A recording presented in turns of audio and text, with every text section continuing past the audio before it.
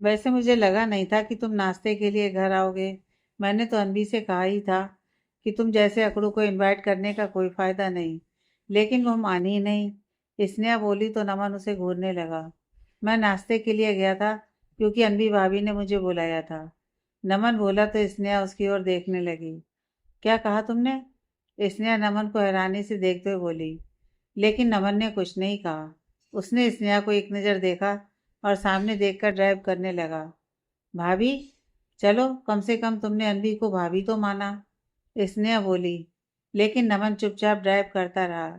उसने स्नेहा की बात तो सुनी, लेकिन उसे कुछ कहा नहीं। नमन को चुप देखकर स्नेहा भी हैरान हो रही थी। उस देर बाद नमन ने गाड़ी को ऑफिस के पार्किंग एरिया में पार्क किया और गाड़ी से उतरकर ऑफिस की ओर बढ़ गया। स्नेहा भी उसके पीछे पीछे चल दी। कमाल है, आज इस कड़वे करेले के मुंह से कड़वे शब्द ही नहीं निकल रहे। मेरे बोलने पर भी चुप है और अनवी को वो लड़की की जगह अनवी भाभी बुला रहा है। आखिर इस मंदबुद्धि में इतनी अकल आई कैसे? खैर, कैसे भी आई, अकल आई तो।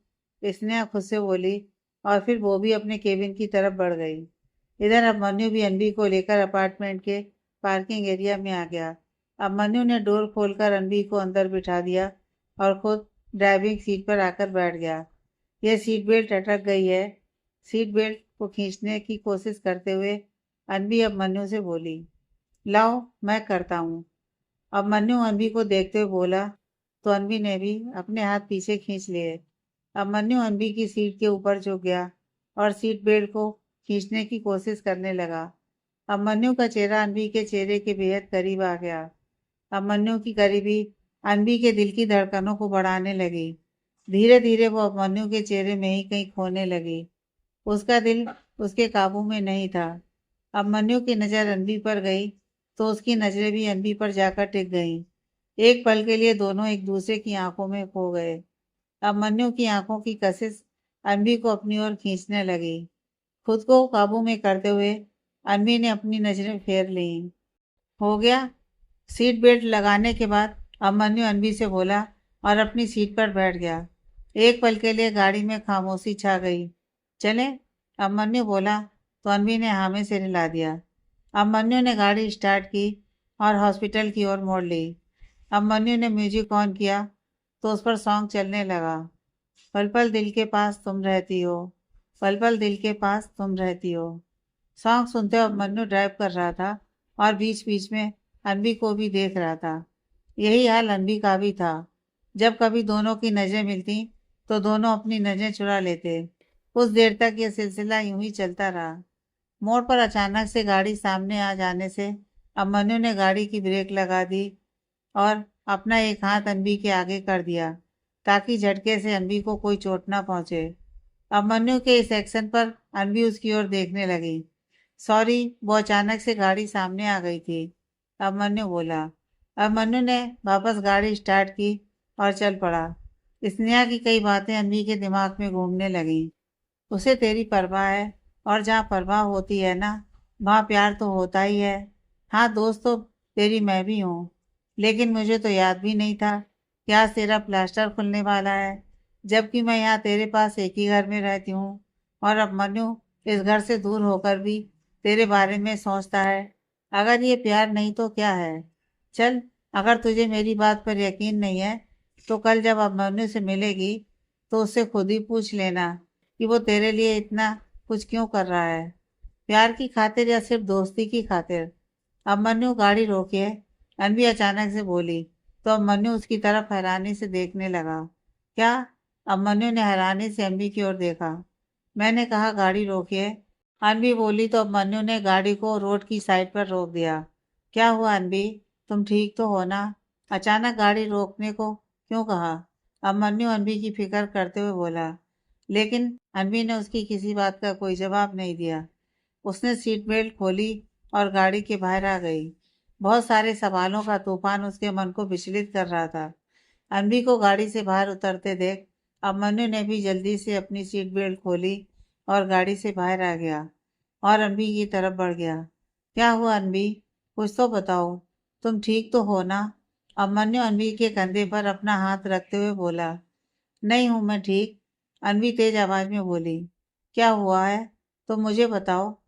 अभिमन्यु अनवी के माथे को अपने हाथ से छूकर चेक करते हुए बोला, बस यही, आपकी यही हरकतें मुझे परेशान करती हैं, मेरे मन में हजारों सवाल खड़ा कर देती हैं। अनवी अभिमन्यु का हाथ अपने माथे पर से हटाते हुए बोली, कौन सी हरकतें?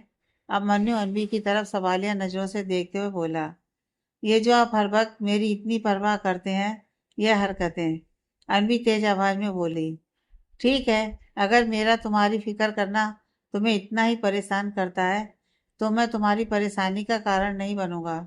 अभिमन्यु बड़े प्यार से बोला, देखा, आपके इनकार में भी आपको मेरे लिए परवाह साफ नजर आती है। क्यों करते हैं आप ऐसा? क्यों मेरी इतनी परवाह करते हो? क्यों? अनवी बोली, अनवी, मैंने तुमसे पहले भी कहा था और अब भी कह रहा हूँ, हम अच्छे दोस्त हैं और दोस्ती में परवाह जायज होती है। अभिमन्यु बोला, लेकिन दोस्त तो स्नेहा भी है ना। मुझे क्या अच्छा लगता है क्या नहीं, मुझे क्या पसंद है क्या नहीं, मैंने टाइम से नाश्ता किया है या नहीं, दवाई टाइम से ली है या नहीं, ये सब बातें स्नेहा भी इतनी डीपली नहीं जानती जितने की आप। जबकि वो मेरे साथ एक ही छत के नीचे रहती है, वो भी मेरी फिक्र करती है, लेकिन आपकी तरह नहीं। वो तो मुझे मेरे एक्सीडेंट से पहले से जानती है। और आप? आपसे तो मैं होश में आने के बाद मिली हूँ। आप तो मुझे पहले से नहीं जानते, फिर भी आपको मेरे बारे में सब पता है। मेरी इतनी हेल्प की आपने, मेरा हॉस्पिटल का सारा खर्चा उठाया आपने, और अब आप मुझे अपनी कंपनी में सीईओ की पोस्ट देना चाहते हैं ताकि मैं अपने गुनाहगारों का असली चेहरा सबके सामने ला सकूं। क्यों कर रहे हैं आप ये सब मेरे लिए? आखिर क्यों? अनवी अभिमन्यु से बोली, लेकिन अभिमन्यु चुपचाप खड़ा अनवी की बातें सुनता रहा। ये सब इसलिए कर रहे हैं ना आप? क्या आपको मुझसे हमदर्दी है? मुझ पर तरस आ रहा है ना आपको? अनवी बोली। तो अभिमन्यु हैरानी से उसकी ओर देखने लगा। नहीं, ऐसी बात नहीं है अनवी, अभिमन्यु बोला। तो फिर कैसी बात है? आप ही बता दीजिए, अनवी बोली। क्योंकि मैं तुमसे प्यार करता हूँ, अभिमन्यु बोला तो अनवी आंखें बड़ी करके उसे देखने लगी। क्या? अनवी नम आंखों से अभिमन्यु को देखते हुए बोली, मैंने सोचा था कि आज डॉक्टर से मिलने के बाद मैं तुम्हें अपने दिल की बात बता दूंगा, लेकिन तुमने पहले ही ये सवाल पूछ लिया। खैर, ऐसे ही सही, अभिमन्यु बोला, और फिर उसने अपने कोट की पॉकेट में से रिंग वाला बॉक्स निकाला और घुटनों के बल अनवी के सामने बैठ गया। बिन तेरे हर खुशी अधूरी है, तू ही मेरे लिए खास जरूरी है। न दिल में सकून है, न आंखों में करार है, जब से हुआ हमें तुमसे बेहद प्यार है। अभिमन्यु बोला तो अनवी बड़े प्यार से उसे निहारने लगी। उसके चेहरे पर हल्की हल्की मुस्कुराहट तैर गई, मानो आज उसकी कोई ख्वाहिश पूरी हो गई हो। मैं तुमसे बहुत प्यार करता हूँ, बेपनाह करता हूँ। क्या तुम मुझसे शादी करोगी? अपने हाथ में पकड़ी हुई रिंग अनवी की ओर बढ़ाते हुए अभिमन्यु आगे बोला। अनवी की नम आंखों से आंसू मोती की तरह बहकर नीचे जमीन पर गिरते इससे पहले ही अभिमन्यु ने उन्हें अपनी हथेली में भर लिया। सोच क्या रही है अनन्या? तू भी तो अभिमन्यु से प्यार करती है, तो बढ़ आगे और उसका प्यार कबूल कर। अनवी के अंदर से आवाज आई। अनवी के चेहरे पर एक मुस्कुराहट तैर गई। अभी उसने अपना कदम अभिमन्यु की तरफ बढ़ाया ही था कि एकदम से उसने अपने बढ़े हुए कदमों को पीछे खींच लिया। नहीं, ये सही नहीं है, अनवी दूसरी तरफ घूमते हुए बोली। क्या सही नहीं है? अभिमन्यु बोला और उठ खड़ा हुआ। अनवी, बोलो, क्या सही नहीं है? अभिमन्यु ने अनवी की आर्म्स को पकड़कर उसे अपनी तरफ घुमा लिया। अनवी अभिमन्यु के बेहद करीब आ गई। उसने अभिमन्यु की आंखों में देखा तो उसे प्यार ही प्यार नजर आ रहा था, बेपनाह प्यार। मेरे बारे में सब जानते हुए भी आप मुझसे प्यार करते हैं? अनवी अभिमन्यु की आंखों में देखते हुए बोली। हाँ, अभिमन्यु भी अनवी की आंखों में आंखें डालकर बोला, ये जानते हुए भी कि मैंने एक रात किसी अनजान आदमी के साथ बिताई है। अनवी बोली तो अभिमन्यु ने उसकी आंख को एक झटके से छोड़ दिया। अनवी अपनी आंख को देखने लगी जिसे अभी अभी अभिमन्यु ने छोड़ा था। अनवी अपने कदम धीरे धीरे पीछे लेने लगी। उसकी आंखों से आंसू बहने लगे। जानती थी मैं अभिमन्यु, कोई भी लड़का ऐसी लड़की को नहीं अपनाएगा जो किसी और के साथ। अनवी रोते हुए बोली। अभिमन्यु अनवी की तरफ बैक करके खड़ा हो गया। उसने अपनी नम आंखों को अपने हाथ के अंगूठे से और उंगलियों से दबा लिया। अनवी, मैं जानता हूँ कि उस रात जो भी हुआ उसमें तुम्हारी मर्जी शामिल नहीं थी। उस रात जो भी हुआ सब अनजाने में हुआ, नशे की हालत में हुआ। अभिमन्यु अनबी की तरफ बैक किए हुए ही बोला। इधर अनबी अभिमन्यु की बात सुने बिना ही रोड की ओर चल दी। कुछ दूरी पर उसे सामने से तेज रफ्तार से आता हुआ ट्रक दिखाई दिया। अतीत की कुछ भूली यादें उसकी आंखों के आगे धुंधली सी घूमने लगीं। उस रात तुम्हारे साथ उस कमरे में कोई और नहीं बल्कि मैं ही था। अभिमन्यु लंबी सांस भरते हुए आगे बोला। कुछ समय तक जब उसे अनबी का कोई जवाब नहीं आया तो वो पीछे की ओर मुड़ा, लेकिन उसे अनबी कहीं नजर नहीं आई। अनबी परेशान सा अभिमन्यु अनबी को आवाज लगाने लगा। इधर उधर देखने पर उसे सामने रोड के बीचों बीच खड़ी अनबी नजर आई। फिर उसकी नजरें सामने से आते तेज रफ्तार ट्रक पर गईं, तो अभिमन्यु जल्दी से उस ओर भागा।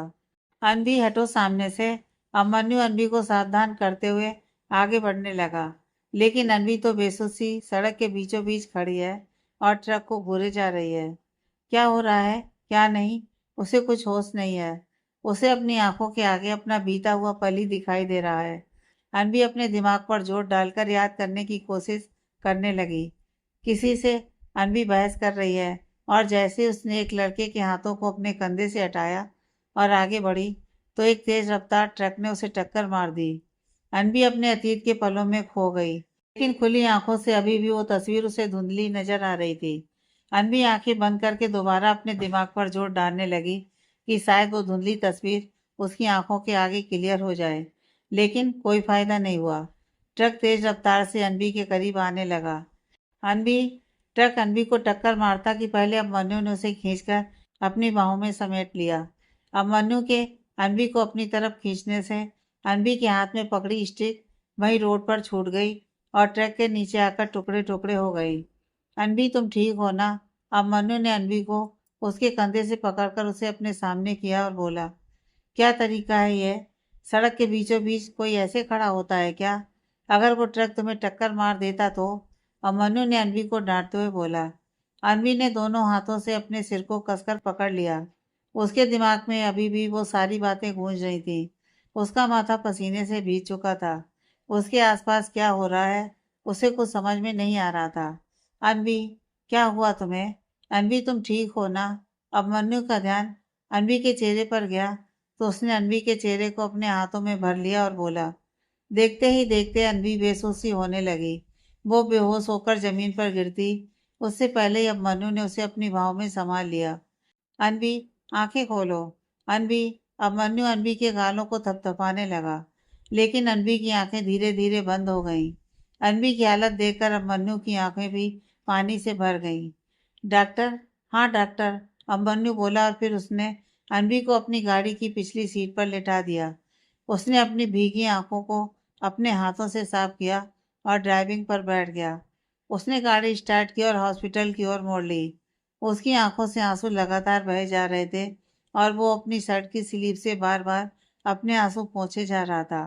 आज ना जाने क्यों उसे हॉस्पिटल का रास्ता बहुत लंबा लग रहा था। अभिमन्यु ने गाड़ी की स्पीड बढ़ा दी। कुछ ही समय में वो हॉस्पिटल पहुंच गया। उसने जल्दी से गाड़ी को हॉस्पिटल के सामने ही पार्क किया और अनवी को गोद में लेकर हॉस्पिटल के अंदर भागा। डॉक्टर, डॉक्टर, डॉक्टर को आवाज लगाते हुए अभिमन्यु डॉक्टर के केबिन की तरफ आ गया। सर, आप क्या कर रहे हैं? आप ऐसे अंदर नहीं जा सकते, नर्स अभिमन्यु को रोकते हुए बोली। तुम्हें दिखाई नहीं दे रहा कि इसकी हालत कितनी खराब है? अभिमन्यु गुस्से से नर्स पर चिल्लाया। शोर सुनकर डॉक्टर अपने केबिन से बाहर आ गया। मिस्टर राजपूत, आप यहाँ? और रणबीर को क्या हुआ? डॉक्टर ने अभिमन्यु को देखा तो बोला। डॉक्टर प्लीज देखिए ना, यह अचानक से बेहोश हो गई। अभिमन्यु बोला। डोंट वरी मिस्टर राजपूत, मुझे चेक करने दीजिए। आप आइए मेरे साथ, डॉक्टर अभिमन्यु से बोला। तो अभिमन्यु अनवी के लिए डॉक्टर के पीछे पीछे चल दिया। डॉक्टर अभिमन्यु को वार्ड के अंदर ले आया। अभिमन्यु ने अनवी को वार्ड में लगे बेड पर लिटा दिया। मिस्टर राजपूत, आप बाहर जाइए, डॉक्टर ने अभिमन्यु से कहा तो अभिमन्यु बाहर आ गया और वार्ड के साथ ही रखी चेयर पर बैठ गया। परेशानी के भाव उसके चेहरे पर साफ साफ दिखाई दे रहे थे। कुछ देर बाद डॉक्टर वार्ड के बाहर आया तो अभिमन्यु अपनी सीट से उठ खड़ा हुआ। डॉक्टर, कैसी है अनवी? अभिमन्यु अपनी सीट से उठ खड़ा हुआ। मिस्टर अभिमन्यु, अनवी बिल्कुल ठीक है, स्ट्रेस की वजह से वो बेहोश हो गई है। क्या कोई ऐसी बात हुई थी जिसकी वजह से वो परेशान हो गई और उन्हें स्ट्रेस हो गया है? डॉक्टर ने अभिमन्यु से पूछा। उस रात तुम्हारे साथ उस कमरे में कोई और नहीं बल्कि मैं ही था। डॉक्टर की बात सुनकर अभिमन्यु सोच में डूब गया। शायद, अभिमन्यु सोचते हुए बोला। अभिमन्यु को लगा कि शायद उसकी बात सुनकर ही अनबी ने ऐसे रिएक्ट किया, क्योंकि वो अच्छे से जानता है कि अनबी उस इंसान से सख्त नफरत करती है जिसने वो रात उसके साथ बिताई थी। मिस्टर राजपूत, मैंने पहले ही कहा था कि किसी भी तरह का स्ट्रेस उनके लिए सही नहीं है। फिर भी, डॉक्टर अभिमन्यु से थोड़ी तेज आवाज में बोला। डॉक्टर, वो ठीक तो होगी ना? अभिमन्यु अनबी की फिक्र करते हुए बोला। यह तो उनके होश में आने के बाद ही पता चलेगा। होप्स हो कि सब बेटर ही हो। डॉक्टर बोला और अपने केबिन की तरफ बढ़ गया। अभिमन्यु धड़ाम से वहीं लगी चेयर की ओर बैठ गया। आई एम सॉरी अनबी, सब मेरी वजह से हुआ। मैंने ही जल्दीबाजी कर दी। तुम्हें अपने दिल की बात बताने में। अभिमन्यु खुद से बोला।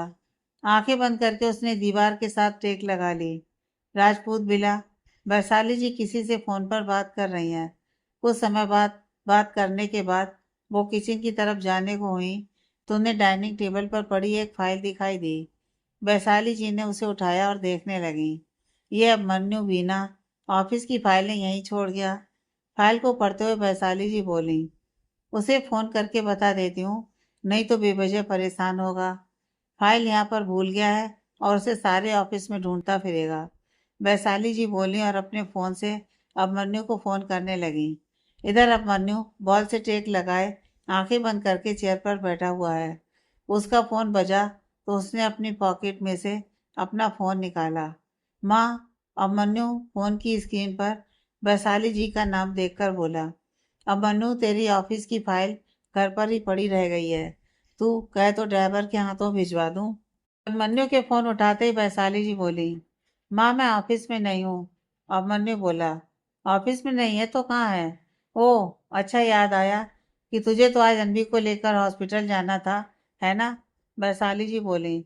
अभिमन्यु चुपचाप उनकी सारी बातें सुनता रहा। अभिमन्यु, तू सुन तो रहा है ना? सब ठीक तो है ना? तू कुछ बोल क्यों नहीं रहा? हेलो? जब अभिमन्यु ने वैशाली जी की किसी भी बात का कोई जवाब नहीं दिया तो वैशाली जी को कुछ गड़बड़ लगी। अभी बोल, तू कुछ बोल क्यों नहीं रहा? मेरा दिल बैठा जा रहा है। वैशाली जी परेशान होते हुए बोली। माँ, वो अनबी। बोलते बोलते अभिमन्यु का गला भर आया। अनबी? क्या हुआ अनबी को? वैशाली जी घबराई सी बोली। माँ, अनबी हॉस्पिटल में है। सब मेरी वजह से हुआ। सब मेरी ही गलती है। अभिमन्यु भरे गले से बोला तो वैशाली जी की आंखें नम हो गईं। घर के बने गार्डन में टहलने के बाद राजेंद्र जी अंदर आए तो उनकी नज़र वैशाली जी पर गई और वो उनकी ओर बढ़ गए। कौन है? राजेंद्र जी ने वैशाली जी की नम आंखें देखी तो उनसे इशारे में पूछा। अभी, वो अनबी हॉस्पिटल में है। वैशाली जी भरे गले से बोली। राजेंद्र जी कोई और सवाल करते इससे पहले ही वैशाली जी ने अपना हाथ दिखाकर उन्हें रुकने के लिए कहा और अभिमन्यु से बात करने लगी। हुआ क्या है? तू मुझे पूरी बात बता। क्या हुआ है तेरी वजह से? वैशाली जी ने अभिमन्यु से पूछा तो जो हुआ उसने सब वैशाली जी को बता दिया। वैशाली जी के हाथ से फोन छूटकर नीचे जमीन पर गिर गया और वो खुद वहां लगी चेयर पर बेसुध सी बैठ गई। वैशाली, क्या हुआ है? राजेंद्र जी ने वैशाली जी को उनके दोनों कंधों से पकड़कर हिलाया, लेकिन वो कुछ नहीं बोली। राजेंद्र जी ने जल्दी से नीचे गिरा फोन उठाया और फोन पर बात करने लगा। हेलो अभिमन्यु, क्या हुआ? तेरी माँ इतनी परेशान क्यों हो गई? ऐसा क्या कहा तूने उससे? राजेंद्र जी ने पूछा तो अभिमन्यु ने उन्हें बताया कि अनवी हॉस्पिटल में एडमिट है। अभी, तू फिक्र मत कर। तू बता कौन से हॉस्पिटल में है? अनवी, हम अभी वहाँ पहुँचते हैं। राजेंद्र जी ने पूछा तो अभिमन्यु ने हॉस्पिटल का नाम बता दिया। वैशाली, चलो, हमें अभी हॉस्पिटल के लिए निकलना है। राजेंद्र जी बोले, लेकिन वैशाली जी अपने ही ख्यालों में खोई हुई बैठी थी। मैंने कहा था ना कि कुछ अनहोनी होने वाली है। इस तूफान ने मेरे बच्चे की जिंदगी कागज के टुकड़ों की तरह बिखेर दी। वैशाली जी रोते हुए बोली। वैशाली, राजेंद्र जी ने उन्हें उनके कंधे से पकड़कर जोर से हिलाया। अगर रणबीर ने उसे नहीं अपनाया तो मेरा बच्चा टूटकर बिखर जाएगा और उसके प्यार को नहीं समझा तो वो जीना भूल जाएगा। वैशाली जी रोते हुए बोली, तुम दिल छोटा क्यों कर रही हो? और क्या पता तुम जो सोच रही हो वैसा कुछ हो ही ना। राजेंद्र जी बोले। तो वैशाली जी रोते हुए उनके सीने से लग गईं। अगर तुम खुद टूट जाओगी तो अब मन्नू को कौन संभालेगा? तुम जानती हो ना, तुम अपने बेटे की हिम्मत हो। राजेंद्र जी बोले। अब चलें? राजेंद्र जी ने वैशाली जी के आंसू साफ किए और बोले। वैशाली जी ने भी हाँ में सिर हिला दिया। राजेंद्र जी ने ड्राइवर को गाड़ी निकालने के लिए कहा और फिर दोनों हॉस्पिटल के लिए निकल गए। कुछ ही देर में दोनों हॉस्पिटल पहुंच गए। अभी वैशाली जी ने अब मन्नू को आवाज लगाई तो अब मन्नू ने अपनी आंखें खोली। माँ! वैशाली जी को देखकर अब मन्नू अपनी सीट से उठा और आकर उनके गले से लग गया। अनवी कैसी है? राजेंद्र जी ने पूछा। पता नहीं, उसे अभी होश नहीं आया है, अभिमन्यु बोला। और डॉक्टर ने क्या कहा? अनवी को कब तक होश आ जाएगा? राजेंद्र जी ने पूछा। पता नहीं, डॉक्टर भी उसके होश में आने का वेट कर रहे हैं। सारी गलती मेरी ही है। मैंने ही अनवी को सच बताने में जल्दीबाजी कर दी। उसके एक्सीडेंट के बाद डॉक्टर ने कहा था मुझसे कि अनवी को कोई मेंटली स्ट्रेस नहीं होने देना, नहीं तो उसकी दिमागी हालत बिगड़ सकती है। उसे मेंटली स्ट्रेस से दूर रखना तो दूर, मैंने ही उसको ढेर सारा स्ट्रेस दे दिया, वो भी एक साथ। मुझे नहीं पता था कि मेरी बातों का अनवी पर ऐसा असर होगा। अब मन्नू भरे गले से बोला तो राजेंद्र जी ने उसके कंधे पर अपना हाथ रख दिया। सब अच्छा ही होगा, राजेंद्र जी बोले। Hope so. बस अनवी की मेंटली हेल्थ स्टेबल हो, मुझे और कुछ नहीं चाहिए पापा। अगर उसे कुछ हो गया तो मैं खुद को कभी माफ नहीं कर पाऊंगा, अभिमन्यु बोला। डोंट वरी बेटा, जब हम किसी के साथ कुछ बुरा नहीं करते तो भगवान हमारे साथ भी कभी बुरा नहीं होने देते, राजेंद्र जी बोले। वैशाली जी और राजेंद्र जी के वहां आ जाने से अभिमन्यु को काफी हौसला मिला था। सब अनवी के वार्ड के बाहर बैठकर उसके होश में आने का इंतजार करने लगे। दोपहर का वक्त, सुबह से दोपहर हो गई, लेकिन अनवी को अभी तक होश नहीं आया। अब मनु ने वैशाली जी और राजेंद्र जी को किसी तरह समझाकर घर भेज दिया। राजेंद्र जी को अपनी दवाई भी लेनी थी, इसीलिए वैशाली जी और राजेंद्र जी भी अब मनु की बात मान गए। दोपहर के समय डॉक्टर अनवी का चेकअप करने के लिए उसके वार्ड में आया। डॉक्टर, कैसी है अनवी? उसे होश आया क्या? डॉक्टर के बाहर आते ही अब मनु ने डॉक्टर से पूछा। ठीक है, अभी उन्हें होश नहीं है। होप सो कि उन्हें अगले कुछ घंटों तक होश आ जाएगा, डॉक्टर बोला। तो अब मनु ने चैन की सांस ली। क्या मैं अब अनवी से मिल सकता हूँ? अब मनु ने डॉक्टर से पूछा। हाँ श्योर, लेकिन ध्यान रहे उन्हें कोई डिस्टरबेंस ना हो, डॉक्टर बोला। तो अब मनु मुस्कुराते हुए अंदर चला गया। अब मनु अनवी के पास आकर बैठ गया और उसने उसका हाथ अपने हाथ में ले लिया। अनवी प्लीज जल्दी से होश में आ जाओ, फिर तुम्हें जो सजा मुझे देनी हो दे सकती हो। मैं एक शब्द नहीं कहूँगा तुमसे। तुम जो भी सजा मुझे दोगी मैं खुशी खुशी उसे एक्सेप्ट कर लूँगा। बस प्लीज एक बार आंखें खोलो और मुझसे बात करो।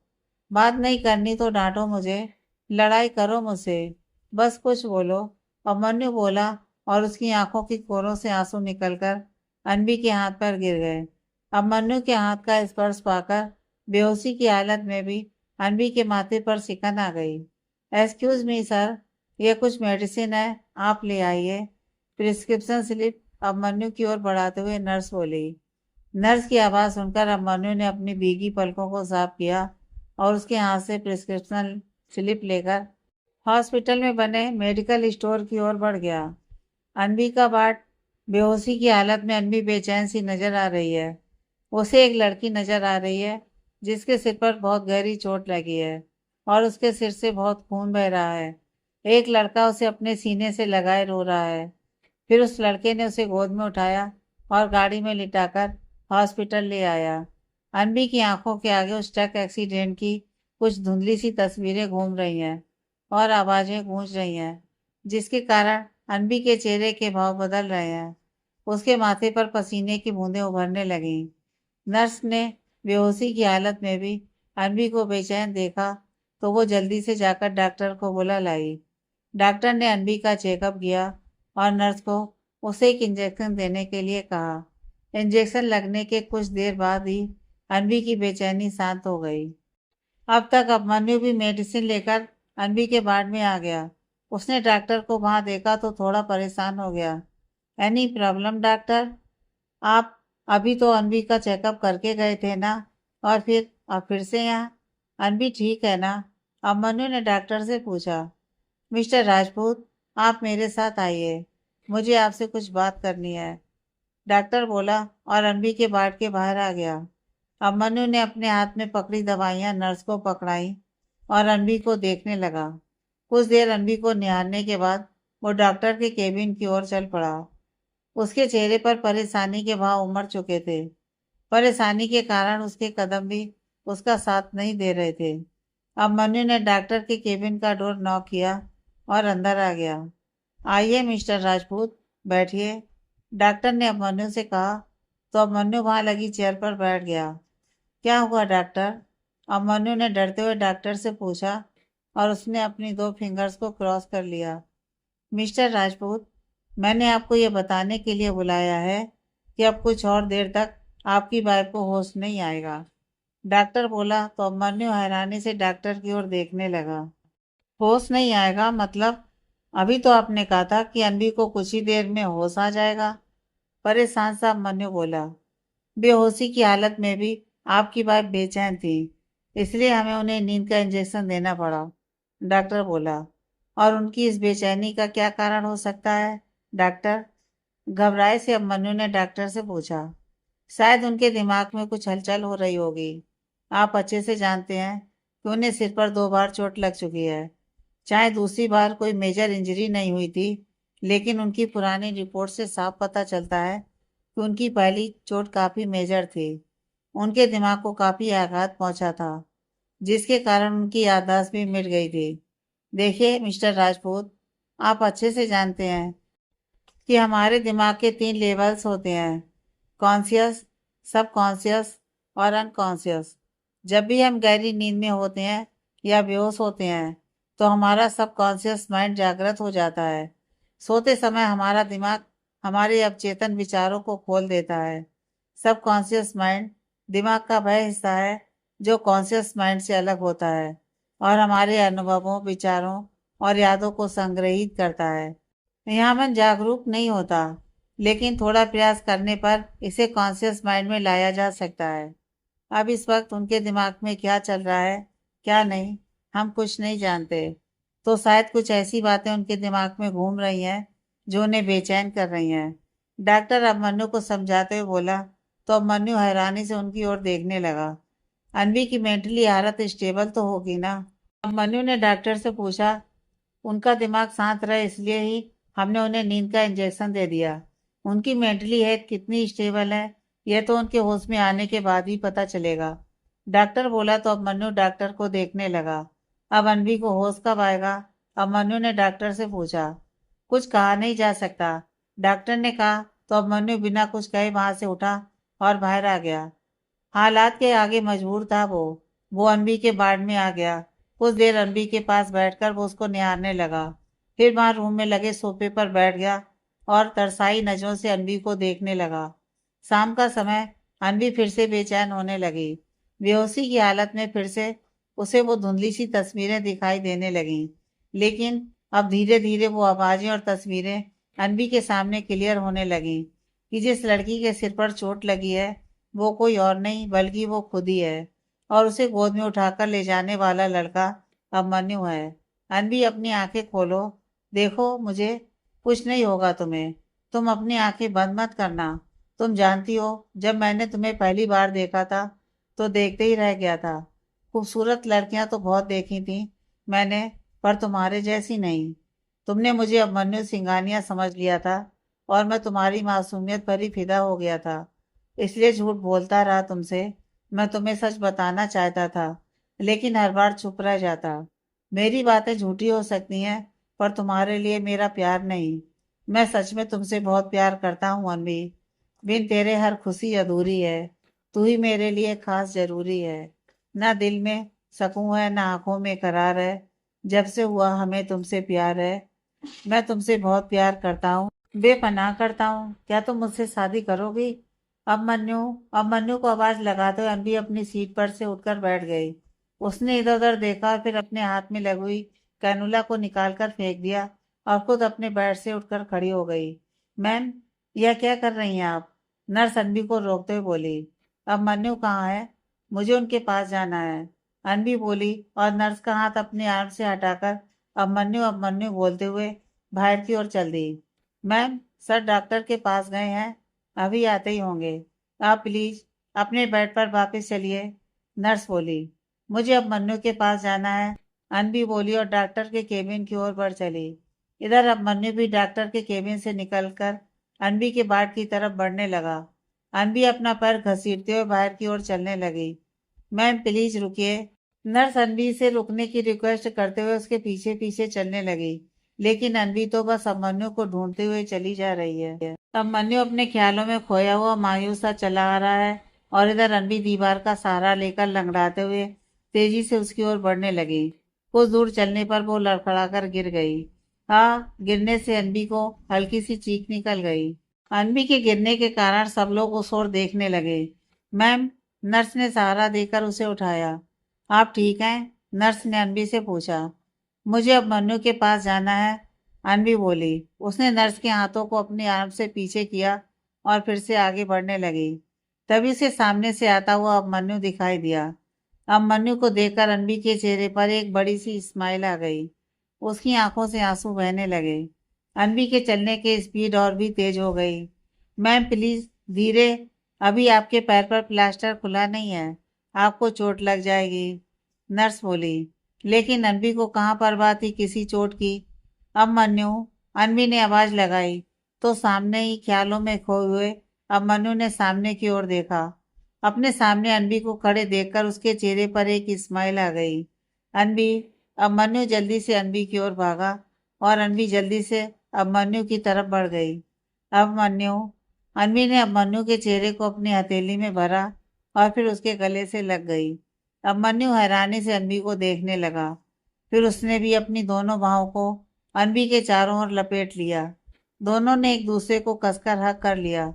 दोनों की आंखें आंसुओं से भीग चुकी थीं। अनबी, तुम ठीक हो? तुम्हें कुछ नहीं हुआ? अब मन्नू ने अनबी को उसके कंधे से पकड़कर अपने सामने कर लिया। हाँ, रोते हुए अनबी ने हाँ में सिर हिला दिया। तुम बिल्कुल ठीक हो और तुम्हें सब याद है? अब मन्नू खुश होते हुए भरे गले से बोला। हाँ, मुझे सब याद है। रोते हुए अनबी ने हाँ में सिर हिला दिया। अब मन्नू की आंखें खुशी से आंसुओं से फिर से भीग गई। उसने जल्दी से अनबी को अपने गले से लगा लिया। पूरा कॉरिडोर तालियों की गड़गड़ाहट से गूंज उठा। अपने आसपास क्या हो रहा है, दोनों को इस बात का होश ही नहीं था। वो दोनों एक दूसरे के सीने से लगे एक दूसरे की धड़कनों को महसूस कर रहे हैं। देखो, सच्चे प्यार की हमेशा जीत होती है। अनवी और मन्नू के कुछ ही दूरी पर खड़ी स्नेहा अपने साथ खड़े नमन से बोली तो नमन उसकी ओर देखने लगा। जब स्नेहा और नमन को अनवी के बारे में पता चला तो वो दोनों अनवी की खबर लेने हॉस्पिटल पहुंच गए। और अभी अभी जो हुआ दोनों ने सब अपनी आंखों से देखा।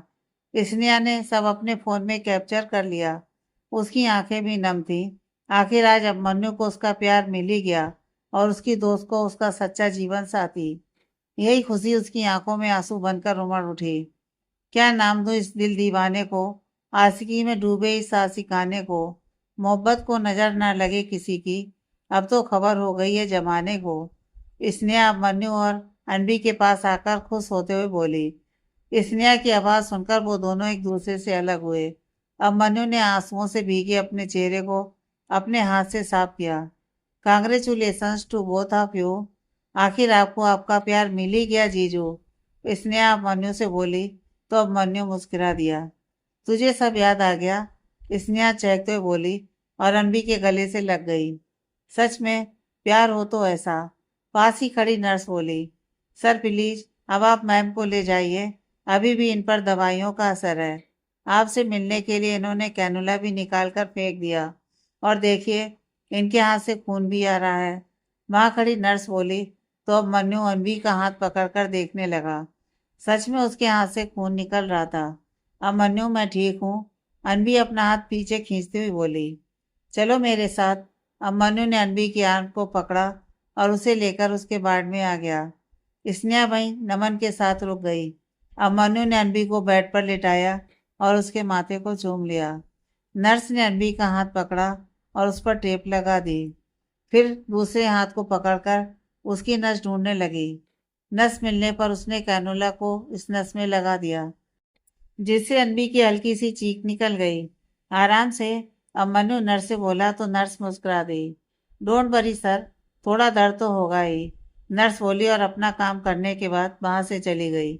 इधर स्नेहा ने फोन करके वैशाली जी को सब बता दिया। सब सुनने के बाद वैशाली जी के चेहरे पर एक खुशी की लहर दौड़ गई।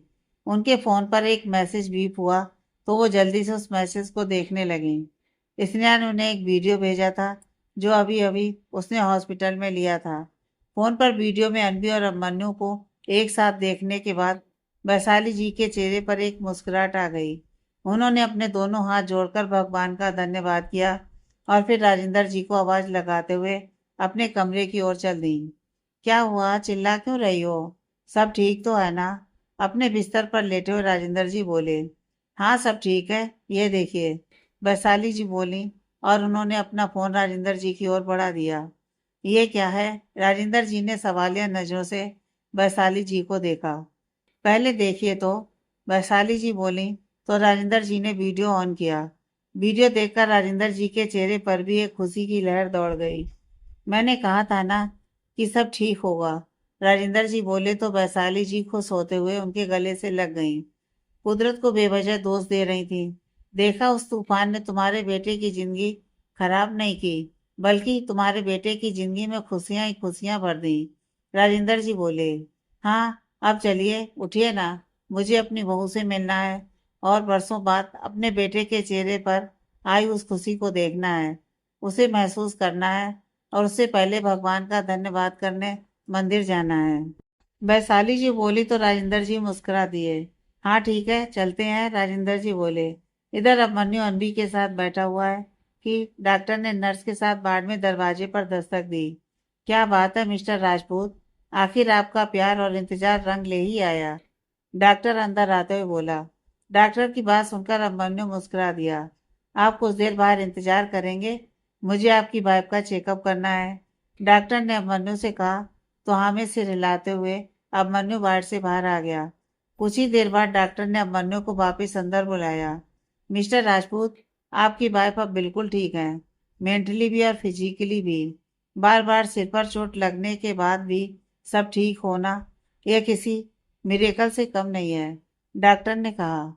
इसे भगवान का आशीर्वाद कहिए या हमारे जीजू का प्यार, कुछ गलत नहीं होगा। बाढ़ के अंदर आते हुए स्नेहा बोली तो डॉक्टर मुस्कुरा दिया। टेक केयर, डॉक्टर बोला और वहां से चला गया। सच में मिसेज राजपूत, आप बहुत लकी हैं जो आपको इतना प्यार करने वाला पति मिला है। आपको तकलीफ में देखकर इन्हें भी उतनी ही तकलीफ हो रही थी, नर्स अनबी को दवाई देते हुए बोली। नर्स की बात सुनकर अनबी बड़े प्यार से अभिमन्यु को निहारने लगी। अनबी को दवाई देने के बाद नर्स वार्ड के बाहर चली गई। अभिमन्यु अनबी के बिल्कुल पास बैठ गया। मुझे लगता है कि मुझे भी यहाँ से चलना चाहिए, समय की नजाकत को भांपते हुए स्नेहा बोली और वहां से बाहर चली आई। अभिमन्यु ने अनबी का हाथ अपने हाथ में लिया और उसके माथे को चूम लिया। तुम ठीक हो, ये देखकर मेरे दिल को सुकून मिल गया। तुम मेरे पास हो, अब मुझे और कुछ नहीं चाहिए, अभिमन्यु बोला तो अनबी की आंखें नम हो गईं। अब ये आंसू किस लिए? अभिमन्यु अनबी के आंसू अपने हाथ से साफ करते हुए बोला। सॉरी, मैंने आपको बहुत तकलीफ दी, मैंने आपकी एक भी बात नहीं सुनी, बस सुनी सुनाई बातों पर यकीन कर लिया। आपके प्यार को मैं कभी समझ ही नहीं पाई। सब कुछ जानते हुए भी आपने मुझे अपनाया, मेरे सब कुछ भूलने के बाद भी आपने हार नहीं मानी, मुझसे उतना ही प्यार किया और मैं बेवकूफ उस प्यार को समझ ही नहीं पाई। अनबी रोते हुए बोली। हाँ, बेवकूफ तो तुम हो, अभिमन्यु बोला तो अनबी ने उसे घूरते हुए मासूम बच्चों जैसा मुंह बना लिया। अनबी का मासूम चेहरा देखकर अभिमन्यु मुस्कुरा दिया। जो कुछ भी हुआ उसमें तुम्हारी कोई गलती नहीं थी, अगर कुछ गलत था तो वो हालात थे, लेकिन अब सब कुछ ठीक हो गया है। तुम्हें तुम्हारी याददाश्त वापस मिल गई है और मुझे तुम। अभिमन्यु बोला तो अनबी मुस्कुरा दी और उसने अभिमन्यु के सीने पर अपना सिर रख दिया। शिखा माँ कैसी हैं? पिछले एक महीने में मैं उन्हें भी भूल गई थी, उन्हीं की वजह से मुझे ये दूसरी जिंदगी मिली है, अनबी ने अभिमन्यु से पूछा। अभी भी कोमा में है। अभिमन्यु बोला। बहुत प्यार दिया है उन्होंने मुझे। मेरी अपनी माँ ने तो मुझे ठुकरा दिया, लेकिन शिखा माँ ने मेरी जिंदगी में माँ की कमी पूरी कर दी। अगर वो ना होती तो मैं आपसे शायद कभी नहीं मिलती। अनवी बोली। हाँ, अब थोड़ा रेस्ट कर लो और अपने दिमाग को भी रेस्ट दो। अभिमन्यु बोला। हाँ, मुझे घर जाना है, मुझे यहाँ नहीं रहना। अनवी बच्चों जैसा मासूम मुंह बनाते हुए बोली तो अभिमन्यु भी मुस्कुरा दिया। हाँ, तो चलेंगे ना घर, अपने घर। बाट के दरवाजे पर खड़ी वैशाली जी बोली और फिर मुस्कुराते हुए राजेंद्र जी के साथ अंदर आ गईं। आंटी आप? वैशाली जी को देखकर अनवी बोली। आंटी? मैं तेरी कोई आंटी वांटी नहीं हूँ। मैं अभिमन्यु की माँ हूँ, तो उसकी पत्नी की भी माँ हुई ना। वैशाली जी बोली तो सब मुस्कुरा दिए। जी माँ, अनवी मुस्कुराते हुए बोली तो वैशाली जी ने बड़े प्यार से उसका माथा चूम लिया। फिर उन्होंने अपने हाथ में पकड़े डिब्बे में से प्रसाद की मिठाई निकाली और अनवी को हाथ आगे बढ़ाने के लिए कहा। भगवान से तेरी सलामती की दुआ मांगी थी, इसलिए प्रसाद चढ़ाने गई थी। प्रसाद की मिठाई अनवी के हाथ पर रखते हुए वैशाली जी बोली। उन्होंने फिर प्रसाद को सब में बांट दिया। अनवी को डिस्चार्ज कब मिलेगा? राजेंद्र जी ने पूछा। कल सुबह अनवी का प्लास्टर खुलने के बाद। अभिमन्यु बोला। कल छुट्टी मिलते ही बहू को अपने घर ले आना। तुम दोनों का घर प्रवेश पूरी विधि विधान से करवाऊंगी मैं। वैशाली जी खुश होते हुए बोली। ये हमारे घर नहीं आएगी। राजेंद्र जी बोले तो सब हैरानी से उनकी ओर देखने लगे। अभिमन्यु की तो सांसें ही अटक गईं। ये आप क्या कह रहे हैं? अभिमन्यु की पत्नी है वो, और अभिमन्यु का घर ही तो उसका घर है। वैशाली जी राजेंद्र जी से बोली। जब गृह प्रवेश पूरे विधि विधान से करना है तो शादी भी तो पूरे विधि विधान से होनी चाहिए। राजेंद्र जी बोले तो अभिमन्यु की जान में जान आई। पहले इस नालायक ने बिना हमें बताए मंदिर में शादी कर ली थी। अपने बड़े बेटे की धूमधाम से शादी करने की मेरी सारी इच्छाएं धरी की धरी रह गई थी। लेकिन अब जब सब ठीक हो गया है तो मैं भी इस शादी में कोई कसर नहीं छोड़ने वाला। पूरे धूमधाम से अपनी बहू को अपने घर लेकर जाऊंगा। राजेंद्र जी बोले तो सब खुश हो गए। हाँ, ये तो बहुत ही अच्छा आइडिया है। वैशाली जी खुश होते हुए बोली। ठीक है, तो परसों करते हैं शादी। अब मन्नू फटाक से बोला तो सब हंस पड़े। देखो इसे कितनी जल्दी पड़ी है शादी की। वैशाली जी अब मन्नू का कान पकड़ते हुए बोली। इतनी जल्दी शादी कैसे हो सकती है? हम लड़की वाले हैं, तैयारियां करने के लिए कुछ तो समय चाहिए ना। स्नेहा बोली। अरे मैं हूं ना, मैं करवा दूंगा तुम्हारी सारी शॉपिंग। अब मन्नू बोला। तू चुप कर। वैशाली जी अब मन्नू के कंधे पर अपने हाथ से मारते हुए बोली। तैयारियां तो मुझे भी करनी है। अपनी बहू को धूमधाम से अपने घर लेकर आऊंगी मैं। पूरी दुनिया को भी तो पता चलना चाहिए कि राजपूत परिवार के बड़े बेटे की शादी हो रही है। वैशाली जी बोली। तो ठीक है, फिर कल पंडित जी को बुलाकर मुहूर्त निकालवा लेते हैं। राजेंद्र जी बोले। हाँ, यही सही रहेगा। वैशाली जी बोली। सब अपनी अपनी बातों में लग गए। स्नेहा का ध्यान बाट के दरवाजे पर गया तो उसे बाट के दरवाजे से वापस जाता हुआ नमन दिखाई दिया। Excuse me. बाट की डोर की ओर देखते हुए स्नेहा सबसे बोली और नमन के पीछे चली आई। स्नेहा ने इधर उधर देखा, लेकिन उसे नमन कहीं नजर नहीं आया। स्नेहा आगे बढ़ने लगी। ये भूत की तरह कहाँ गायब हो गया? इधर उधर देखते हुए स्नेहा खुद से बोली। वो खुद और आगे बढ़ी तो उसे हॉस्पिटल के लान में लगे बेंच पर बैठा हुआ नमन नजर आया। स्नेहा उसके पास आकर बैठ गई।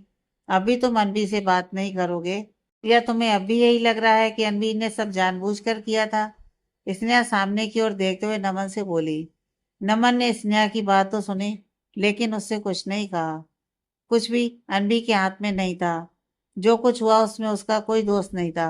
बस कुछ समय के लिए उसकी यादें मिट गई थीं, जो वक्त के चलते वापिस आ गईं। लेकिन प्यार में इतनी ताकत होती है कि परिस्थिति कितनी भी कठिन क्यों ना हो, उसे मंजिल मिल ही जाती है। किसी को दोष देना, किसी को बुरा भला कहना बहुत आसान है, लेकिन उस इंसान के प्रति अपने अंदर की कड़वाहट को दूर करना उतना ही मुश्किल। स्नेहा बोली और वहां से उठकर अनवी के बाड़ में आ गई। नमन बस उसे जाते हुए देखते रहा। कुछ देर अनवी के पास रुकने के बाद वैशाली जी और राजेंद्र जी घर के लिए निकल गए। अभिमन्यु अनवी के टेस्ट की रिपोर्ट लेकर डॉक्टर से बात करने के लिए उसके केबिन में आ गया। सबके जाने के बाद स्नेहा अनवी के पास आकर बैठ गई। उसने अनबी के हाथों को अपने हाथ में भर लिया। मैं सच में बहुत खुश हूँ कि तुम्हें सब याद आ गया। मैंने देखा है अब मन्नू जीजू को तुम्हारे लिए तड़पते हुए, रोते हुए। तुम उन्हें भूल गई थी तो वो पूरी तरह से टूट गए थे, लेकिन फिर भी उन्होंने तुमसे प्यार करना नहीं छोड़ा। हर पल, हर घड़ी बस तुम्हारा इंतजार किया, और आज फाइनली उनका इंतजार खत्म हुआ। स्नेहा बोली। मैंने सच में अब मन्नू को बहुत परेशान किया है, अनबी भरे गले से बोली। तभी उनके बाट के रूम का डोर नॉक हुआ। अनबी और स्नेहा ने डोर की तरफ देखा तो वहां नमन खड़ा था। नमन, आओ। अनबी बोली तो नमन अंदर आ गया। नमन को देखकर स्नेहा अनबी के पास से उठ खड़ी हुई।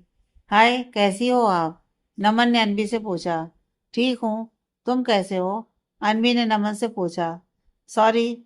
नमन अपने दोनों हाथों से अपने दोनों कानों को पकड़ते हुए बोला। सॉरी? लेकिन किस लिए? अनबी सवालिया नजरों से नमन को देखने लगी। मैंने आपको गलत समझा, अपने भाई की तकलीफ के लिए आपको जिम्मेदार माना। आपकी कंडीशन जानते हुए भी पता नहीं आपके बारे में क्या क्या सोचता रहा। नमन नजर झुकाए बोला। हाँ, तुम्हारे भाई को तकलीफ तो दी है मैंने, और तुम गलत नहीं हो। अगर तुम मुझसे नाराज थे तो वो बस तुम्हारा अपने भाई के लिए प्यार था, तुम्हारी उनके लिए फिक्र थी। अनवी बोली। तो आप मुझसे नाराज नहीं हैं? नमन बोला। नहीं। अनवी बोली। क्या हो रहा है यहाँ? अब मन्नू अंदर आते हुए बोला। आप भी मुझे माफ कर दीजिए भाई, एक भाई होने के नाते मुझे आपकी हेल्प करनी चाहिए थी, आपको आपके प्यार से मिलाने के लिए, लेकिन मैं तो आपको उनसे दूर रहने की सलाह देता गया। नमन बोला तो अब मन्नू ने प्यार से उसके गाल को थपथपा दिया। मुझे तुझसे कोई शिकायत नहीं है, अब मन्नू बोला तो नमन उसके गले से लग गया। फिर नमन स्नेहा की तरफ मुड़ गया। Thanks and sorry. थैंक मुझे आईना दिखाने के लिए और मेरे भाई भाभी को साथ लाने की कोशिश करने के लिए। जो कोशिश मुझे करनी चाहिए थी वो कोशिश तुम हर पल करती रही, और सॉरी इसलिए कि मैंने तुम्हारी बात नहीं सुनी। तुम मेरे पास आई थी लेकिन मैंने तुम्हारी एक भी बात नहीं सुनी। नमन स्नेहा से बोला तो स्नेहा आंखें बड़ी करके उसे देखने लगी। कमाल है, आज मंदबुद्धि इतनी अच्छी बातें कर रहा है। स्नेहा अपने मन में बोली। तुम मुझे थैंक यू और सॉरी कह रहे हो? स्नेहा नमन से बोली। हाँ। नमन बोला। बस अब बहुत हुआ इमोशनल ड्रामा, मुझे भूख लग रही है बहुत जोरों की। अनवी बोली तो सब मुस्कुरा दिए। मैं अभी नर्स से बोलता हूँ, वो तुम्हारा खाना ले आएगी। अमर ने बोला। नहीं, मुझे हॉस्पिटल का खाना नहीं खाना। अनवी बच्चों जैसा मुंह बनाते हुए बोली। हॉस्पिटल का खाना नहीं खाना तो क्या खाना है? अमर ने बोला। बाहर का कुछ खाना है, कुछ चटपटा। अनवी अपनी जीभ संवारते हुए बोली। अभी नहीं, अभी तुम्हारी मेडिसिन चल रही है ना, तो बाहर का खाना तुम्हारे लिए सही नहीं है। अभिमन्यु बोला तो अनवी बच्चों की तरह मुंह फुलाकर बैठ गई। अच्छा ठीक है, मैं तुम्हारे लिए बाहर से कुछ ले आता हूँ। अभिमन्यु बोला तो अनवी के चेहरे पर एक बड़ी सी स्माइल आ गई। लेकिन बाहर का खाना खाने के बाद तुम्हें 1 दिन या 2 दिन और हॉस्पिटल में रहना पड़ सकता है। अभिमन्यु आगे बोला तो अनवी की बड़ी सी स्माइल एक पल में गायब हो गई। उसने फिर से बच्चों जैसा मुंह बना लिया। लेकिन क्यों? अनवी बोली। क्योंकि कल तुम्हारा चेकअप होने के बाद ही तुम्हें छुट्टी मिलेगी, और बाहर का खाना खाने से तुम फिर से अनहेल्दी हो जाओगी। और अगर कल तुम्हारी रिपोर्ट खराब आई तो छुट्टी तो तुम भूल ही जाओ। मैं नर्स से बोलता हूँ, वो तुम्हारा खाना ले आएगी। अभिमन्यु बोला, लेकिन अनवी बच्चों जैसे मुंह फुलाए बैठी रही। कल रात डिनर पर चलोगी मेरे साथ? अभिमन्यु घुटने केवल जमीन पर बैठकर अनवी की ओर हाथ बढ़ाते हुए बोला। उसे देखकर अनवी मुस्कुरा दी। उसने उसके हाथ पर अपना हाथ रख दिया। पक्का? अनवी ने पूछा। पक्का, अभिमन्यु बोला। हाउ रोमांटिक, इसने अनवी और अभिमन्यु को देखते हुए बोली। तभी उनके बाट का डोर नॉक हुआ और नर्स अनवी के लिए खाना लिए अंदर आ गई। लो, तुम्हारा खाना भी आ गया। नर्स के हाथ में खाने की ट्रे देखते हुए अभिमन्यु बोला। आप सब एक साथ यहाँ पर क्या कर रहे हैं? पेशेंट को थोड़ी देर रेस्ट करने दीजिए। रात के समय आप में से कोई एक ही यहाँ रुक सकता है। नर्स ने खाना टेबल पर रखा और बोली। ठीक है तो गुड नाइट, मैं चलती हूँ। स्नेहा बोली और बाहर से बाहर आ गई। स्नेहा के जाने के बाद नमन ने भी अनवी और अभिमन्यु को गुड नाइट बोला और बाहर से बाहर आ गया। नमन ने पार्किंग एरिया से अपनी गाड़ी निकाली और घर की ओर चल दिया। अभी नमन ने गाड़ी हॉस्पिटल से बाहर निकाली ही थी कि उसे हॉस्पिटल के बाहर खड़ी स्नेहा नजर आई। उसके पास जाकर नमन ने अपनी गाड़ी रोक ली। यहाँ क्या कर रही हो? नमन ने विंडो का ग्लास नीचे किया और स्नेहा से पूछा। टैक्सी की वेट कर रही हूँ, स्नेहा बोली। रात काफी हो गई है, मैं तुम्हें ड्रॉप कर देता हूँ, नमन बोला। थैंक्स, मैं टैक्सी से चली जाऊंगी, स्नेहा बोली। रात काफी हो गई है, मुझे नहीं लगता कि तुम्हें यहाँ कोई टैक्सी मिलेगी। और तुम्हें पता है ना कि रात को एक लड़की का रास्ते पर चलना सेफ नहीं है, नमन बोला। नमन की बात सुनकर स्नेहा इधर उधर देखने लगी। चारों ओर अंधेरा ही अंधेरा था और कुछ दुकानें खुली हुई थी जहां पर ज्यादातर जेंट्स ही थे। इधर उधर नजर घुमाने के बाद स्नेहा जल्दी से गाड़ी में बैठ गई। उसको देखकर नमन मुस्कुराया और फिर गाड़ी स्टार्ट करके आगे की ओर चल दिया। कुछ देर तक गाड़ी में खामोशी छाई रही। दोनों ने एक दूसरे से कोई बात नहीं की। आज तुम्हारी वो खटारा स्कूटी कहाँ गई? खामोशी को तोड़ते हुए नमन बोला। ओह हेलो, वो खटारा नहीं है, इसने नमन को घूरते हुए बोली। ओह सॉरी, आपकी साई गाड़ी कहाँ गई? नमन बोला और हंसने लगा। मेरा मजाक उड़ा रहे हो, इसलिए मुझे अपने साथ लाए हो ना? स्नेहा बोली। ओह सीट, तुम्हें पता चल गया, नमन बोला तो स्नेहा उसे घूरने लगी और खिड़की से बाहर की ओर देखने लगी। सॉरी अगर बुरा लगा हो तो, नमन बोला। हाँ, स्नेहा ने इतना ही कहा और फिर से बाहर की ओर देखने लगी। नमन उसकी ओर देखकर मुस्कुरा दिया। कुछ देर बाद नमन ने गाड़ी को एवेन्यू अपार्टमेंट के पार्किंग एरिया में रोका। थैंक्स, स्नेहा बोली और अपने फ्लैट की तरफ बढ़ गई। नमन ने भी गाड़ी को घर की ओर मोड़ लिया। हॉस्पिटल। अनबी का खाना टेबल पर रखने के बाद नर्स ने अभिमन्यु को अनबी की दवाइयां समझाई और वहां से चली गई। नर्स के जाने के बाद अभिमन्यु ने खाने वाली ट्रे को उठाया और अनबी के पास ले आया। मैं ये खाना नहीं खाने वाली। खाने को देखकर अनबी मुंह बनाते हुए बोली। क्यों नहीं खाने वाली? क्या खराबी है इस खाने में? अभिमन्यु बोला। खराबी ही खराबी है, ये फीकी पीली दाल, ये बॉइल्ड सब्जियां और ये सूप। अनबी अजीब सा मुंह बनाते हुए बोली। हाँ ठीक है, अगर तुम्हें कुछ दिन और हॉस्पिटल में रहना है तो मत खाओ, अभिमन्यु जानबूझकर बोला। नहीं, मुझे यहाँ और नहीं रहना, अनबी फटाक से बोली। तो फिर चुपचाप खाना खाओ, एक बाइट अनबी की ओर बढ़ाते हुए अभिमन्यु बोला। अनबी ने भी मुंह बनाते हुए बाइट को अपने मुंह में ले लिया। That's like a good girl, Abhimanyu बोला। अनबी को खाना खिलाने के बाद अभिमन्यु ने उसे दवाई दी। अब सो जाओ, अनबी को दवाई देने के बाद अभिमन्यु बोला। गुड नाइट, उसने अनबी को ब्लैंकेट उड़ाया और अनबी के माथे पर किस करते हुए बोला। अभिमन्यु सोने के लिए सामने लगे सोफे पर जाने लगा तो अनबी ने उसका हाथ थाम लिया। क्या हुआ? अपने हाथ की तरफ देखते हुए अभिमन्यु ने अनबी से पूछा। यहाँ बैठिए मेरे पास, अनबी अपने बेड पर अभिमन्यु के लिए जगह छोड़ते हुए बोली।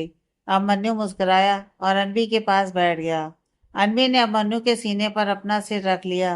अभिमन्यु धीरे धीरे उसके बालों को सहलाने लगी। अभिमन्यु ने अपने फोन पर सॉन्ग ऑन किया। आपकी नजरों ने समझा प्यार के काबिल मुझे, दिल की यह धड़कन ठहर जा, मिल गई मंजिल मुझे। सॉन्ग सुनते सुनते कब दोनों नींद के आगोश में चले गए, उन्हें भी नहीं पता चला। अगली सुबह सुबह के 4 बजे अभिमन्यु की आंख खुली तो उसने अनबी को अपनी बाहों में पाया। उसने अनबी को धीरे से बेड पर लिटा दिया। उसने अनबी के माथे को चूमा और फिर वहां लगे सोफे पर आकर लेट गया। अनबी का साथ पाकर अभिमन्यु इतना खुश था कि मानो उसे जन्नत मिल गई हो। अभिमन्यु अपने फोन पर अपने मैसेजेस और मीटिंग चेक करने लगा। कुछ देर तक फोन देखने के बाद अभिमन्यु की नजर बाढ़ में बनी खिड़की पर गई तो वो उठकर खिड़की के पास आ गया। अंधेरे की चादर छंट चुकी थी और सूरज की किरणें चारों ओर अपनी बाहें फैलाकर दिन का आलिंगन कर रही थी। अभिमन्यु की नजर अनबी पर गई तो वो उसके पास आ गया। सोते हुए अनबी बहुत प्यारी लग रही थी, बिल्कुल किसी मासूम बच्चे की तरह। अभिमन्यु उसके पास लगे टेबल पर बैठ गया और बड़े प्यार से अनबी को निहारने लगा। कुछ देर बाद आंखों को सिकोड़ते हुए अनबी भी उठ गई। गुड मॉर्निंग, आंखें खोलते ही अनबी अभिमन्यु से बोली। अनबी की मीठी सी आवाज सुनकर अभिमन्यु ने उसका हाथ अपने हाथ में ले लिया। नई नई सुबह, नया नया सवेरा, सूरज की किरणें, हवाओं का बसेरा और मुस्कुराता हुआ आपका ये चेहरा, मुबारक हो आपको ये हसीन सवेरा। अनबी का माथा चूमते हुए अभिमन्यु बोला। धीरे धीरे करके समय बीतने लगा। सुबह के 9 बज गए और डॉक्टर भी हॉस्पिटल आ गए। अनवी का चेकअप करने के बाद अनवी का प्लास्टर भी हटा दिया गया। डॉक्टर के अप्रूवल के बाद अभिमन्यु अनवी को घर ले आया। अभिमन्यु ने अनवी को गाड़ी में बिठाया और गाड़ी घर की ओर मोड़ ली। अभिमन्यु, क्या मैं एक बार शिखा माँ से मिल सकती हूँ? अनवी ने अभिमन्यु से पूछा तो अभिमन्यु उसकी तरफ देखकर मुस्कुरा दिया। उसी वक्त उसने गाड़ी हॉस्पिटल की ओर मोड़ ली जहाँ शिखा जी एडमिट थी। कुछ देर बाद अभिमन्यु ने गाड़ी को हॉस्पिटल के पार्किंग एरिया में पार्क किया और अनवी का हाथ पकड़कर उसे शिखा जी के वार्ड तक ले आया। शिखा जी अभी भी वैसे ही चारों ओर से मेडिकल इक्विपमेंट से घिरी हुई गहरी नींद में सो रही हैं। शिखा जी को देखकर अनवी की आंखें नम हो गईं। अनवी अंदर आ गई और अभिमन्यु वार्ड के बाहर ही रुक गया। अनवी शिखा जी के पास आकर बैठ गई। आई एम सॉरी माँ, मैं इतनी सेल्फिश कैसे हो सकती हूँ? कैसे मैं आपको भूल सकती हूँ? शिखा जी का हाथ पकड़कर रोते हुए अनवी बोली, आपने मुझे एक नई जिंदगी दी, मुझ में जीने की उम्मीद जगाई, अनजान होते हुए भी एक बेटी की तरह मुझसे प्यार किया, निस्वार्थ प्यार, मुझे जिंदगी की हर खुशी दी। आप ही की वजह से मैं अभिमन्यु से मिली, जो मेरे लिए सपनों के राजकुमार से भी बढ़कर हैं। मैं जानती हूँ कि आप जानती थी कि अभिमन्यु सिंघानिया नहीं बल्कि राजपूत है। सारा सच जानने के बाद ही आपने मेरा हाथ अभिमन्यु के हाथ में थमाया था, है ना? आपने परफेक्ट से भी परफेक्ट लड़का चुना है मेरे लिए, जो मैं कभी भी नहीं चुन पाई। अनबी विवान के बारे में सोचते हुए बोली, आपको पता है हम फिर से शादी कर रहे हैं, वो भी सारी रस्मों के साथ। लेकिन मैं चाहती हूँ कि इस बार आप भी मेरी शादी में शामिल हो और अपना हाथ मेरे सिर पर रखकर मुझे आशीर्वाद दो मैम। अनबी आके बोली, excuse me ma'am, visiting time over हो गया है। नर्स वार्ड में आते हुए बोली। अनबी ने शिखा जी का माथा चूमा और वार्ड से बाहर आ गई। उसकी आंखों में अभी भी नमी थी। अब मन्नू आगे बढ़ा और अनबी की नम आंखों को अपने हाथ से पोंछ दिया। अनबी ने एक नज़र अभिमन्यु को देखा और उसके गले से लग गई। डोंट वरी, शिखा माँ जल्दी ठीक हो जाएंगी। अभिमन्यु अनबी को दिलासा देते हुए बोला। हाँ, अनबी ने इतना ही कहा। फिर वो अभिमन्यु के साथ अपने घर की ओर बढ़ गई। अभिमन्यु ने गाड़ी को एवेन्यू अपार्टमेंट में रोका और अनबी को लेकर अपने फ्लैट में आ गया। अनबी ने डोरबेल बजाई तो दरवाजा खुल गया। अनबी हैरानी से अंदर देखने लगी। क्या हुआ, रुक क्यों गई? चलो, अभिमन्यु बोला। अंधेरा अंधेरा क्यों है और दरवाजा किसने खोला? कोई नजर ही नहीं आ रहा है। अनबी हैरान होते हुए बोली, अंदर चलकर खुद ही देख लो। अभिमन्यु बोला तो अनबी अंदर की ओर बढ़ गई। वो जैसे ही अंदर आई, उस पर फूलों की वर्षा होने लगी। अनबी के चेहरे पर एक प्यारी सी स्माइल आ गई। वो अपनी दोनों बाहें फैलाकर वहां खड़ी हो गई। Welcome back. लाइट ऑन हुई और लिविंग एरिया में खड़े राजेंद्र जी, वैशाली जी, नमन, स्नेहा और कोमल एक साथ चहकते हुए बोले, थैंक यू सो मच। अनवी खुश होते हुए सबसे बोली। फिर सब डाइनिंग एरिया में बैठकर बातें करने लगे। कोमल और स्नेहा सबके लिए नाश्ता चाय ले आई। आज सबके चेहरे पर एक अलग ही खुशी नजर आ रही थी। कुछ ही देर में पंडित जी भी आ गए। राजेंद्र जी और वैशाली जी ने बड़े ही आदर भाव से पंडित जी को बिठाया। पंडित जी एक अच्छा सा मुहूर्त निकालिए। राजेंद्र जी बोले, जी लाइए कुंडलियां दीजिए। पंडित जी बोले तो अनबी अभिमन्यु की ओर देखने लगी। लेकिन माँ, मेरे पास तो कुंडली नहीं है। अनबी वैशाली जी से बोली। पंडित जी, आप अनबी और अभिमन्यु के नाम पर ही मुहूर्त निकाल दीजिए। राजेंद्र जी बोले, लेकिन बिना कुंडली मिलाए? पंडित जी बोले, ये कुंडली में मैं ज्यादा विश्वास नहीं करता, और जब भगवान ने इन दोनों की कुंडलियां मिलाकर इन्हें इस दुनिया में भेजा है तो किसी और कुंडली की जरूरत ही नहीं है। राजेंद्र जी बोले तो अभिमन्यु अनबी की ओर देखकर मुस्कुरा दिया। बिल्कुल सही कहा इन्होंने, आप बस मुहूर्त निकालिए। वैशाली जी बोली, ठीक है, जैसा आप लोगों को सही लगे। पंडित जी बोले और अपनी पत्रिका खोलकर अपनी उंगलियों पर कुछ गणना करने लगे। 6 महीने बाद का एक मुहूर्त है। पंडित जी बोले, 6 महीने? कोई पहले का मुहूर्त नहीं है? अभिमन्यु बोला तो सब हंसने लगे और अनवी अभिमन्यु को देखने लगी। सबको हंसते देखकर उसने शर्म से अपनी नजरें झुका ली। हाँ पंडित जी, कोई ऐसा मुहूर्त निकालिए जिससे मैं अपनी बहू को जल्दी से जल्दी अपने घर ले आऊं। वैशाली जी अनवी का चेहरा अपनी हथेली में भरते हुए बोली, ठीक है, मैं एक बार और चेक कर लेता हूँ। पंडित जी बोले और फिर से अपनी पत्रिका को देखने लगे। एक और मुहूर्त है, 15 दिन बाद का। पंडित जी बोले, हाँ ये सही है। स्नेहा बेटा, अब तो तुम्हारी तैयारी हो जाएगी ना? राजेंद्र जी बोले, 15 दिन तो ज्यादा है तैयारी करने के लिए, 1 हफ्ते में ही आराम से तैयारी हो जाएगी। स्नेहा खुश होते हुए बोली, तो पंडित जी 1 हफ्ता और जल्दी का मुहूर्त निकाल दीजिए। अभिमन्यु बोला, तुझे कुछ ज्यादा जल्दी नहीं पड़ी? वैशाली जी अभिमन्यु के कंधे पर मारते हुए बोली, अनवी बेटा तुम बताओ, 15 दिन बाद का मुहूर्त रख लें? वैशाली जी ने अनवी से पूछा। अभिमन्यु ने अनवी को ना बोलने के लिए इशारा किया। अनवी अभिमन्यु की तरफ देखने लगी। अनवी की नजरों का पीछा करते हुए वैशाली जी ने अभिमन्यु की तरफ देखा तो अभिमन्यु ने अपनी नजर फेर ली और अपनी गर्दन के पीछे बालों में खुजाने लगा। उसे देखकर वैशाली जी मुस्कुरा दी। माँ, जैसा आपको ठीक लगे। अनवी बोली तो अभिमन्यु ने बच्चों जैसा मुंह बना लिया। अभिमन्यु का मासूम सा चेहरा देखकर अनवी मुस्कुराए बिना ना रह सकी। आगे की कहानी नेक्स्ट पार्ट में।